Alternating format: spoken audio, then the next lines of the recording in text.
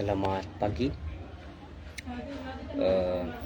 Saya menyapa kita semua pada pagi hari ini, Kamis 19 Juni 2025.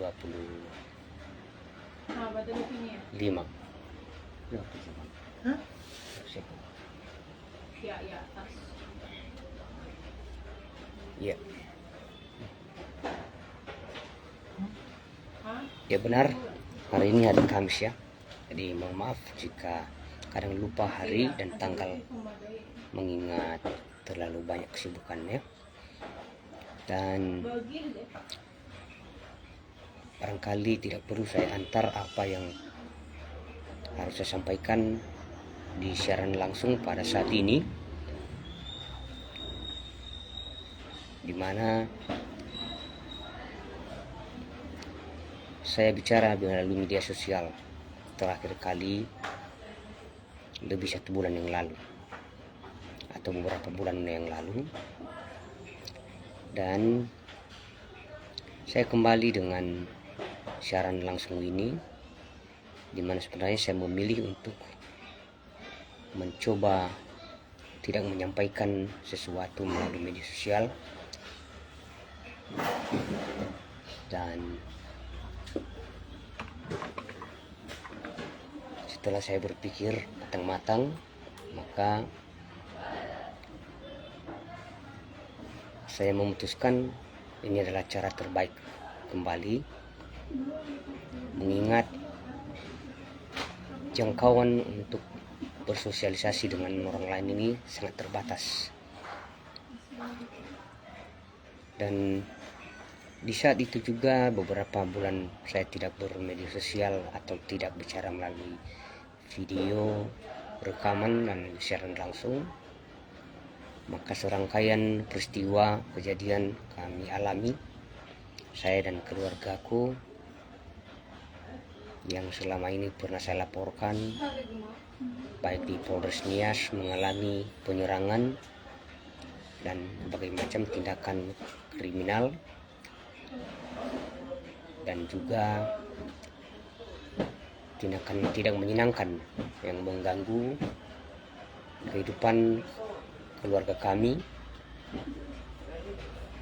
hingga pada minggu ini. Dan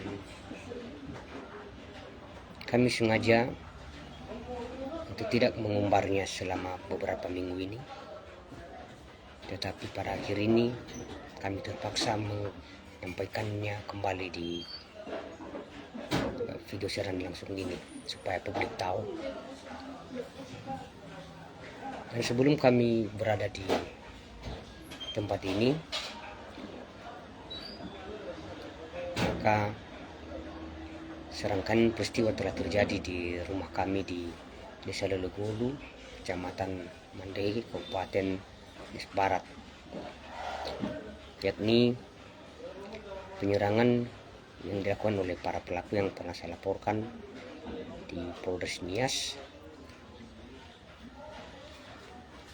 yang sekarang saya menyebut mereka adalah kelompok sindikat berkodok hipnotis yang dipimpin oleh otak pelaku Safinia Gulu alias Ama Rie Gulu di Desa Lelegolu, yang adalah mantan kepala Desa Lelegolu yang diduga telah melakukan tindak korupsi dana desa yang sampai saat ini belum bisa dipertanggungjawabkannya. Dan saya sudah beberapa kali menyuarakan supaya pemerintah daerah melakukan audit kepada oknum tersebut, di mana beberapa tahun selama menjabat kepala desa tidak ada pertanggungjawaban yang sudah bisa dipahami dan diterima oleh masyarakat Desa Lelegolu terkait dengan pengelolaan dana Desa Lelegolu yang diduga dilakukan oleh oknum mantan kepala desa ini bersama-sama dengan aparat desa lainnya. dan itu yang sekarang diperjuangkan oleh oknum Safenia Gulo, supaya dugaan tindak pidana ini tidak akan mencuat menjadi sebuah kasus yang akan menjeratnya. Sehingga ketika saya terus bersuara, mengingat di desa kami, di desa saya, desa Lelegulu, sudah tidak ada lagi yang berani mengkritisi, maka saya memilih untuk mengambil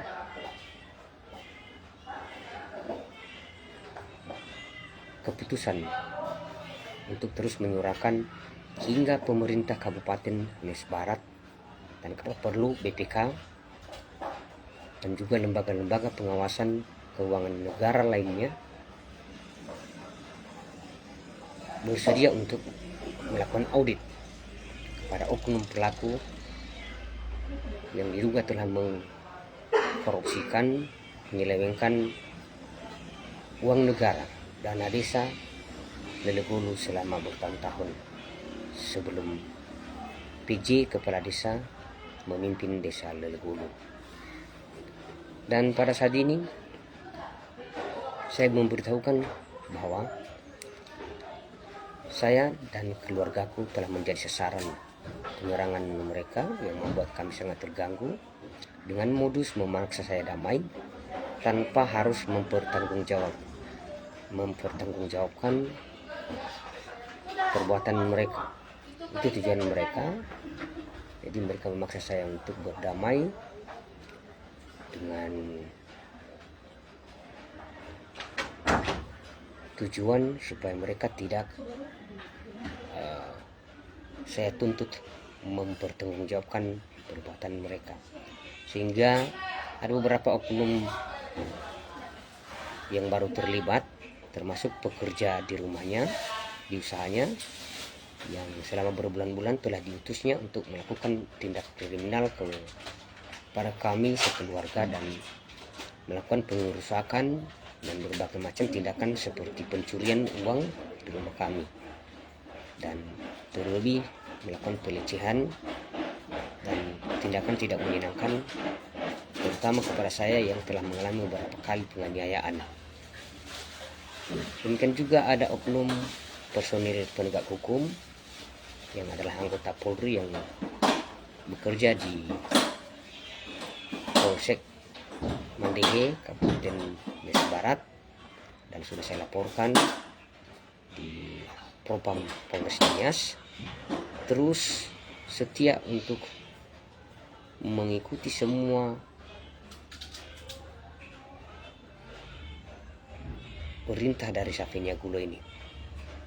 Dan bahkan ada beberapa oknum personil Polri yang baru tergabung dalam sindikat ini, sehingga mereka terus berusaha memaksa saya damai dengan terlebih dahulu melakukan tindakan kriminal, menyerang kami, melecehkan kami dengan kedok hipnotis, sehingga kami tidak bisa melawan dan bahkan kami tidak menyadari semua tindakan kejahatan yang telah mereka lakukan.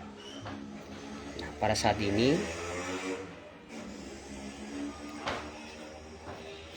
saya menyampaikan di beberapa hari yang lalu, tepatnya hari Selasa 17 Juni 2025, saya bersama dengan istri saya berangkat dari rumah dan tiba di Gunung Stoli pada malam hari dengan tujuan untuk rawat inap di RSUD Dr. Thompson Kabupaten Nias, di mana istri saya sudah saatnya untuk melahirkan, namun oleh karena hasil pemeriksaan kesehatan bahwa istri saya harus menjalani operasi sesar untuk melahirkan anak kami yang ketiga.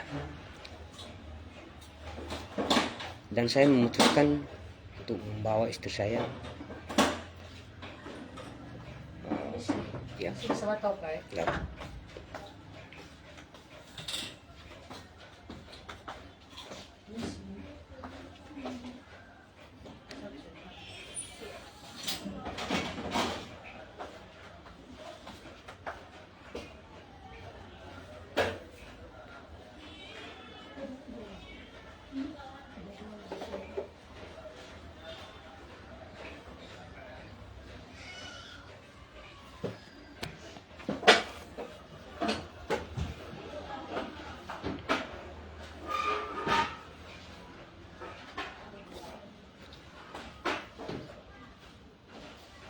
Ya, saya memutuskan untuk membawa istri saya di Polres Nias untuk meminta perlindungan, di mana selama 3 kali sebelum kami berada di RSUD Dr. Thompson,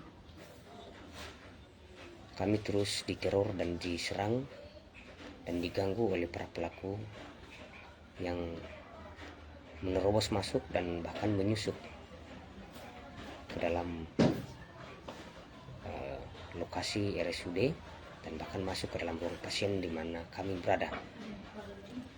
Dan di saat itu kami dihadang oleh beberapa personil, tepatnya di SPKT Polres Nias, yang mana mereka meminta supaya kami jangan berlama-lama di lingkungan tersebut.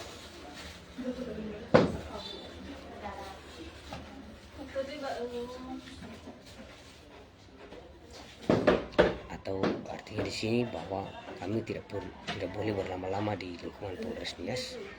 Mereka menggunakan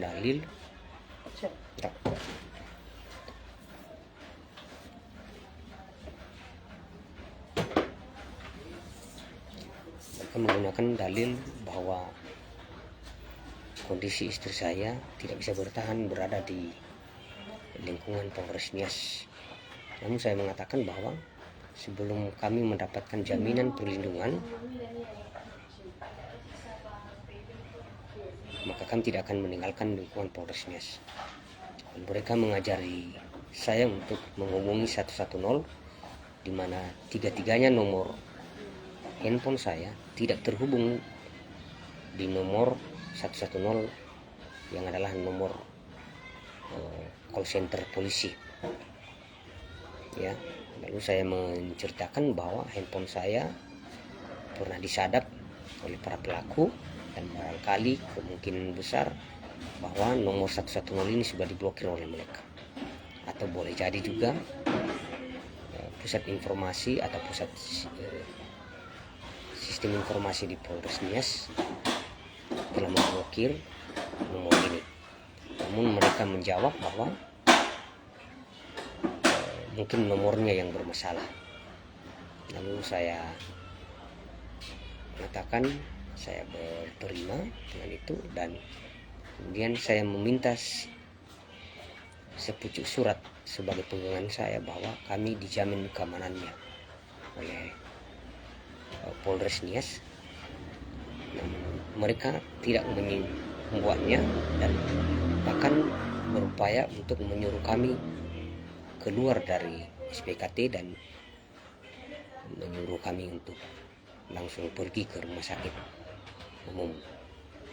Nah, pada saat itu juga saya bertahan dan bahkan saya mengatakan bahwa saya tidak akan meninggalkan lokasi ini sebelum kami mendapat jawaban. Dan kemudian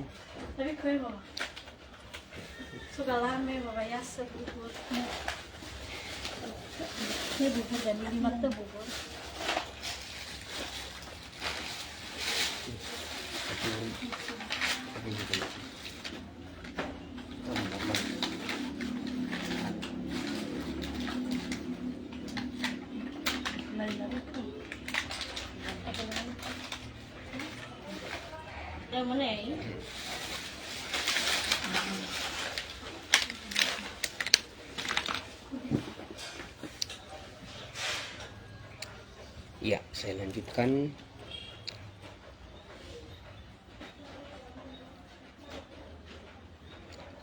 Selain meminta jaminan perlindungan, saya juga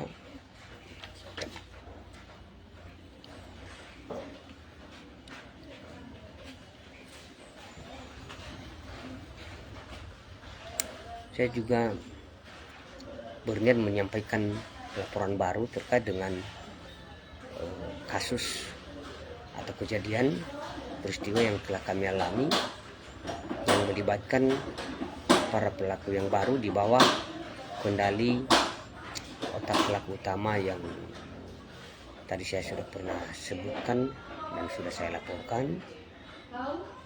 yaitu Safinia Gule alias Amari ya, bersama dengan beberapa oknum lain ya, yang selama bertahun-tahun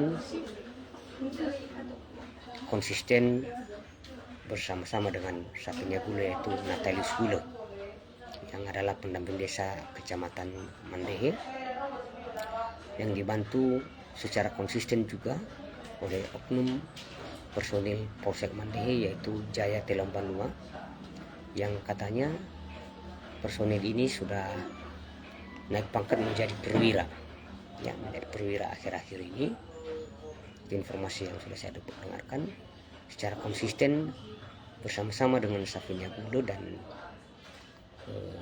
kelompok sindikat ini ya. Ada juga di tempat saya kerja yang bernama Famati Gule ya, yang terus mengganggu saya di tempat saya mengajar, terus melancarkan aksinya dengan menggunakan hipnotis ya. Dan ada beberapa lagi oknum-oknum lain yang akan saya laporkan pada saat itu, tetapi ternyata ada oknum yang berupaya untuk menghalangi, yang mana juga berposisi sebagai personel Polri yang bekerja di unit PPA Polres Nias, yang selama ini ikut terlibat setelah kelompok sindikat ini meminta bantu untuk memaksa saya supaya bersedia damai tanpa syarat. Namun karena saya bertahan, maka akhirnya oknum ini terus terlibat secara konsisten juga, hingga menurut saya duga sudah masuk dalam jebakan mereka sehingga tidak bisa melepaskan diri dalam jebakan tersebut. Dan di saat itu juga di SPKT Polres Nias saya berusaha untuk meminta supaya laporan saya diterima, hingga akhirnya oknum yang belakangan saya baru tahu bahwa ada yang dari unit reskrim dan juga dari unit PPA menghalangi niat saya untuk menyampaikan laporan, sehingga personil yang melayani di SPKT tidak bersedia menerima kami dan menerima laporan kami. Itu situasinya pada saat itu, pada saat kami datang di Polres Nias hari Kamis yang lalu sekitar pukul 8 hingga pukul 9 malam. Dan akhirnya ada oknum yang diutus oleh para pelaku ini untuk menyorot handphone kepada kami, sehingga kami disugesti dan kena efek hipnotis, sehingga saya sempat tidak menyadarkan diri dan tidak tahu apa yang telah saya katakan, dan juga istri saya diperlakukan demikian juga, sehingga ketika saya sadar saya menanyakan kepada istri saya apa yang telah saya lakukan, apa yang telah diperlakukan kepada kami. Istri saya tidak bisa menjawab dengan jelas, oleh karena pada saat itu kejadiannya disaksikan langsung oleh sejumlah personil di Polres Nias. Bukannya membantu kami, tapi malah beramai-ramai untuk berupaya untuk menahan saya waktu itu, menahan saya dan mengancam saya akan menangkap saya. Lalu saya sempat menawarkan diri untuk ditahan pada malam itu juga, ya, untuk ditahan. Namun mereka menggunakan dalil supaya kami ke rumah sakit dulu, dan setelah nanti istri saya pulih setelah melahirkan, maka kami bisa membuat laporan baru. Saya mengatakan saya tidak akan menunggu itu, bahkan kapanpun dalam waktu cepat saya akan sampaikan lagi. Lalu kami dipaksa untuk pergi dari SPKT, dipaksa keluar, dan ada beberapa personil yang saya kenal dan juga ada hubungan kekerabatan. Saya komunikasi dengan mereka. Kemudian oleh karena beberapa saran dari personil yang saya kenal tadi, maka saya memilih untuk berangkat ke RSUD. Saat saya mengambil sepeda motor dan bersiap untuk berangkat, tiba-tiba di tepi jalan di halaman Polres Nias ada sebuah mobil yang dimana di dalamnya ada seorang perempuan yang mengaku bekerja di Kajari Gunung Sitoli, yang setelah saya terlibat perdebatan dengannya, ternyata dia adalah keluarga dekat dari oknum Jaya Telombanua yang adalah personil Polsek Dehe, yang sudah saya ceritakan tadi dan sudah saya laporkan di Propam Polres Nias. Dengan menuduh saya macam-macam, dan menuduh saya telah mencemarkan nama baik keluarganya, orang tuanya, dan mengancam saya akan menahan saya ketika saya nanti berada di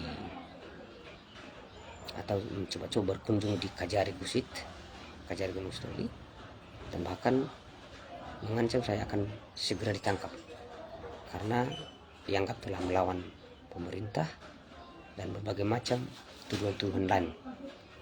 Dan saya mengatakan bahwa ini istri saya, selain saya, yang telah menjadi korban selama waktu yang lama atas keterlibatan dari oknum bernama Jaya Telombanua, dan oknum ini tidak mau bertanggung jawab sama sekali atas apa yang telah dilakukannya kepada kami, hingga sampai menyuruh beberapa orang yang mengaku intel, ya, dari anggota Intel Polres Nias, ya, pada bulan April yang lalu untuk mengganggu istri saya, yaitu memaksa istri saya untuk tidak melaporkan semua kejadian yang telah dialaminya di Polres Nias. Dan rupanya belakangan saya baru tahu bahwa mereka lah yang terdepan pada hari Kamis itu untuk menghalangi saya supaya tidak melapor pada malam itu. Kemudian saya mengalami beberapa penjebakan di mana di dalam SPKT sebelumnya saya sudah dihipnotis lalu dijebak untuk menyampaikan sesuatu hal yang tidak saya sadari, dan mereka gunakan sebagai dasar untuk menuduh saya, ya, mungkin berupa penghinaan terhadap institusi mereka, korps mereka, penghinaan terhadap lembaga pemerintahan dan sebagainya. Jadi saya tidak sadari itu semua. Kemudian saya terus berbicara di halaman Polres Nias, di mana ada beberapa personil yang juga terlibat perdebatan dengan saya di lingkungan Polres Nias, yang mengancam saya akan menangkap saya setelah nanti kelahiran anak saya, dan jika sekiranya saya kembali ke dalam lingkungan Polres Nias untuk menyampaikan laporan, maka saya akan langsung ditahan pada saat itu. Dan saya mengatakan tidak perlu tunggu lama-lama, langsung tahan saya. Saya tadi sudah tawarkan itu untuk kalian tahan, ya. Dan saya juga mendengarkan melalui handphone orang yang berada di sana, ya, suara dari Safinia Gulo yang terus mengendalikan supaya saya bisa tersudutkan, dibantu oleh John Furisman yang mana suaranya saya dengar ya sudah tidak asing lagi, mereka berbicara di dalam handphone itu. Jadi John Furisman ini secara konsisten juga terus menyerang saya dan telah memilih untuk menjadikan saya sebagai musuh tunggal, di mana saya pernah memintanya untuk berhadapan langsung tapi tidak berani selain berbicara melalui handphone dan selain bersama-sama berkomplot dengan pelaku lain dan menghindari disaksikan oleh orang lain. Jadi itulah si John Furisman ini. Sebenarnya kalau hubungan keluarga saya, dia adalah anak dari adiknya ibu saya, adik laki-laki dari ibu saya, anaknya adik laki-laki dari ibu saya, itu John Furisman. Tapi dia memilih untuk berada di barisan yang terus menyerang saya dan berupaya untuk menargetkan supaya saya terjerat. Kemudian saya memilih untuk berangkat menuju ke RSUD Dr. Thompson. Kami sampai di sana, kami mendaftarkan diri, dan kemudian kami diarahkan untuk menginap di salah satu kamar pasien. Dan hingga saat ini kami berada di ruangan pasien kelas 2 di gedung yang diberi nama Bunga Azalea, ya, di gedung Azalea lantai 2. Kemudian selama sudah berada di kamar ini, tepatnya hari Rabu semalam tanggal 18 Juni, ada beberapa oknum yang berdiri di sekitar kamar pasien tempat kami berada, dan ketika saya mencoba keluar, mereka berusaha mencegat saya. Mereka mengenakan baju bebas, dan setelah saya kembali, mereka masuk ke dalam kamar pasien dan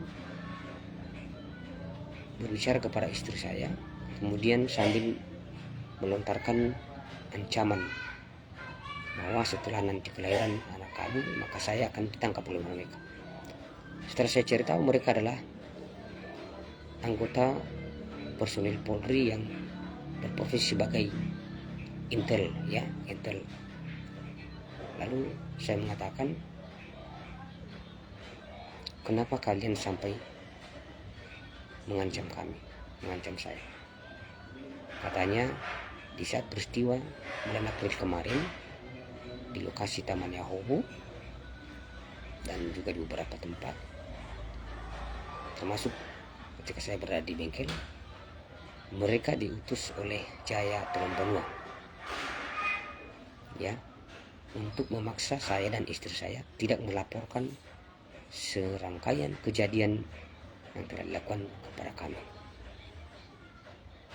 Jadi itu yang terjadi pada saat itu. Lalu saya mengatakan, lalu kenapa harus memaksa istri saya? Tujuannya apa? Kalau kalian penegak hukum, maka kalian tegakkan kebenaran, bukan menutupi kejahatan, bukan justru ikut terlibat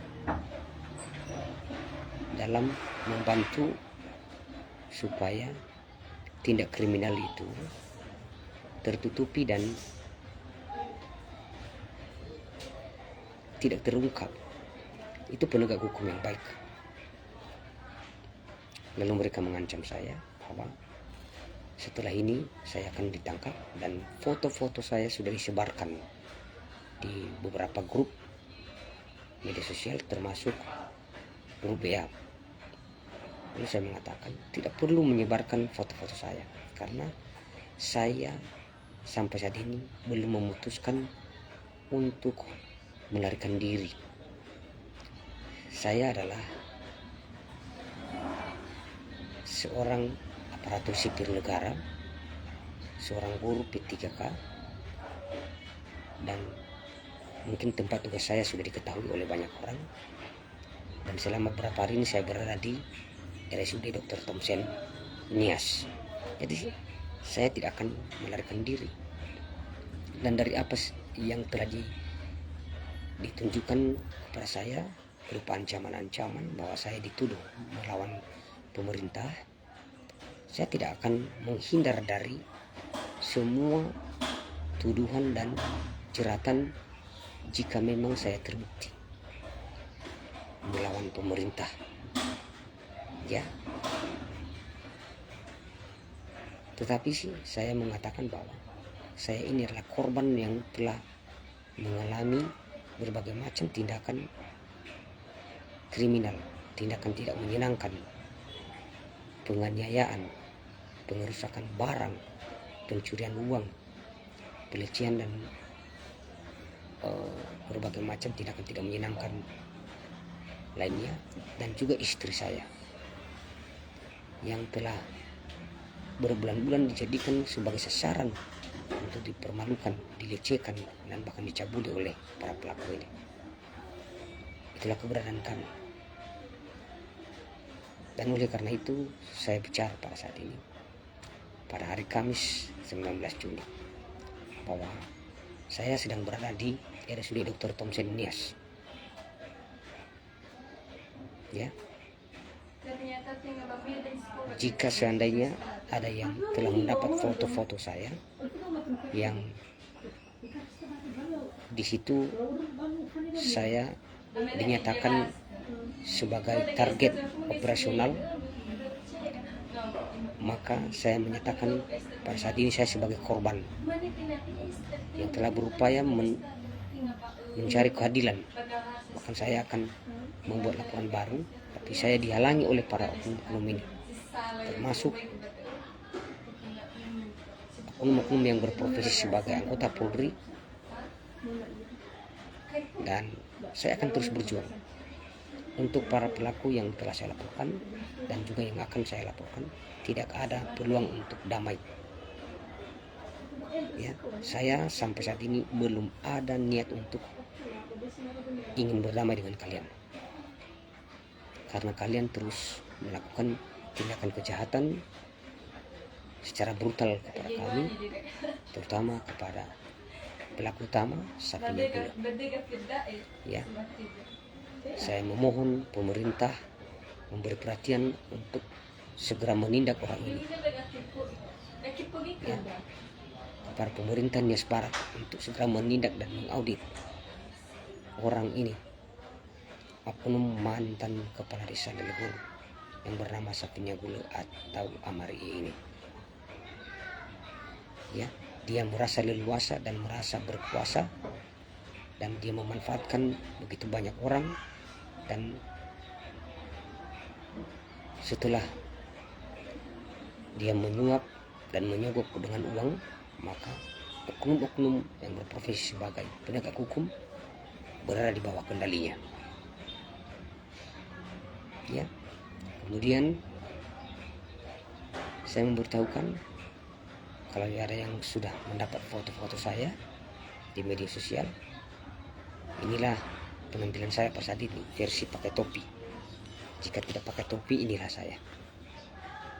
Saya sedang berada di ruang pasien sekarang, kamar 6, gedung Azalea, RSUD Dr. Thompson Nias, bersama dengan istri saya.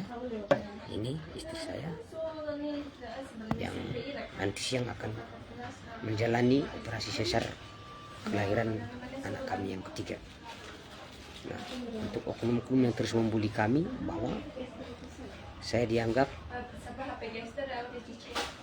sebagai seorang yang berusaha untuk menjaga dan mengurus kandungan istri saya yang bukan keturunan saya. Silakan berbicara sebebas-bebasnya dulu sebelum hukum menjeratmu. Terserah, bebas. Jadi kalian memfitnah, yang jelasnya bahwa istri saya dijadikan sebagai sasaran untuk dilecehkan di saat sudah mulai mengandung, anak saya. Dan itu yang terus dilakukan oleh Safinia Gulu bersama dengan kelompoknya. Yang paling kejamnya, hari Minggu yang lalu mereka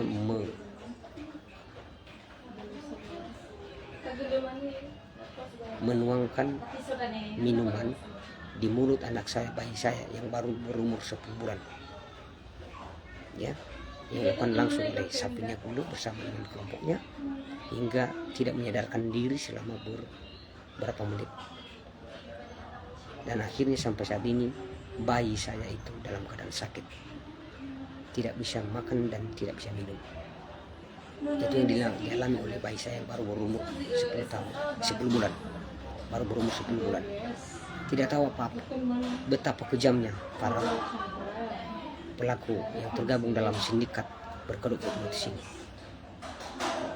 Semoga pimpinan Polres Nias, Polda Sumatera Utara mendengarkan suara saya ini, dan juga pimpinan Polri bisa mendengarkan keluhan dan suara saya ini.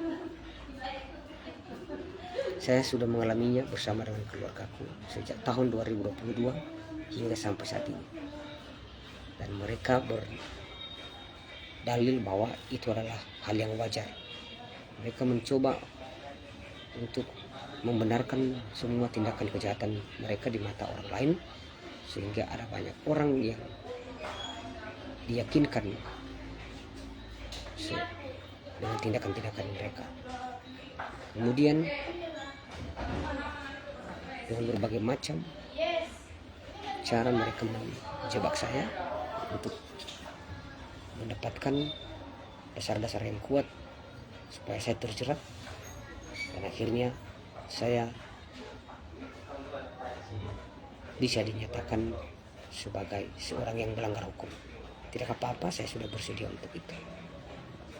Ya, saya sudah bersedia untuk menghadapi itu semua. Dan kepada juga berbagai pihak yang selama ini menyaksikan, saya memohon bantuan untuk mendukung kami supaya kasus ini bisa secepatnya diproses, ya, termasuk yang telah menyaksikan, untuk tidak perlu takut dengan ancaman-ancaman mereka. Bagi yang telah menjadi korban juga, tolong bersaksi, sampaikan keterangan, jangan takut, kita harus melawan kejahatan. Nah, pada saat ini juga saya menyatakan bahwa saya menunggu ancaman yang telah sampai kepada saya. Beberapa kali saya mengalami percobaan pembunuhan.